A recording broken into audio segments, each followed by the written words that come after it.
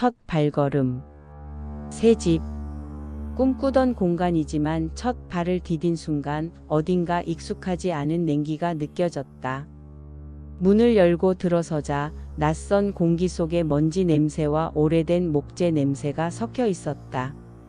낮인데도 창문 틈으로 들어오는 햇살이 희미했고 집 안 구석마다 그림자가 길게 늘어져 있었다.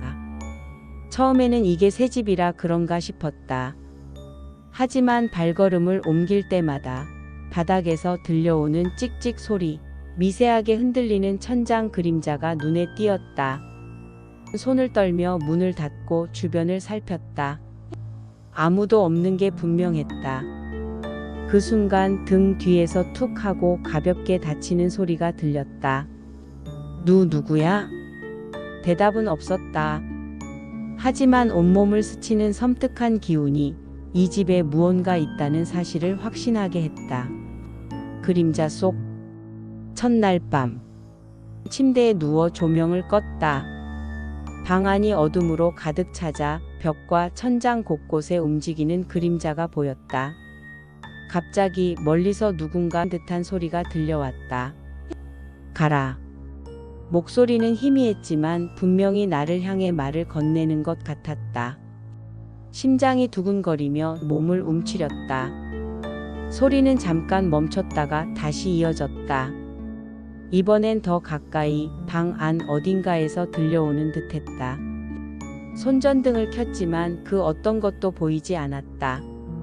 단지 어둠 속에서 내 그림자만이 덩그러니 흔들리고 있을 뿐이었다. 반복되는 방문객. 며칠이 지나면서 집안에서 이상한 현상이 반복되기 시작했다. 주방의 문이 저절로 열리고 닫히고 작은 발자국이 바닥에 남았다가 사라졌다. 밖에서 들려오는 소리도 아니었고 CCTV를 확인해도 영상에는 아무도 없었다. 점점 불안해졌다. 누군가 장난치는 걸까? 아니면 집 자체가 이상한 걸까? 창문 밖을 확인해도 이웃집 사람은 모두 잠든 듯 조용했다. 하지만 분명 누군가 혹은 무언가 이 집 안을 돌아다니고 있었다. 방 안의 시선. 아이 방처럼 작은 방에 들어서자 갑자기 등 뒤에서 시선이 느껴졌다. 침대 및 옷장 속, 벽 모서리 시선을 피하려 해도 항상 내 앞에 있는 듯한 기분이 들었다. 카메라를 설치해 확인했다. 재생 버튼을 눌렀지만 영상에는 아무것도 없었다. 그렇지만 심장이 멎을 듯한 찝찝함과 불안감은 사라지지 않았다. 이제 이 집에서의 공포는 단순한 소리나 그림자가 아닌 보이지 않는 존재의 감시로 바뀌고 있었다. 집의 역사. 호기심과 공포가 뒤섞인 우연히 이 집의 과거를 조사하기 시작했다. 이전에 살던 집주인들은 집 안에서 이유를 알 수 없는 사고를 겪거나 심각한 정신적 고통을 호소했다고 한다. 지역 기록에는 이 집에서 발생한 몇 건의 실종 사건과 불가사의한 죽음 사례가 남아 있었다. 이 집 그냥 새 집이 아니야. 점점 그 사실을 실감하며 더 깊이 파고들수록 집 안에 숨어있는 불길한 흔적이 선명하게 보이기 시작했다. 점점 가까워지는 존재. 밤마다 들려오는 소리와 그림자는 점점 선명해졌다. 발자국 소리, 낮게 울리는 속삭임, 문틈 사이에서 보이는 희미한 형체. 밤마다 잠을 제대로 이루지 못했다.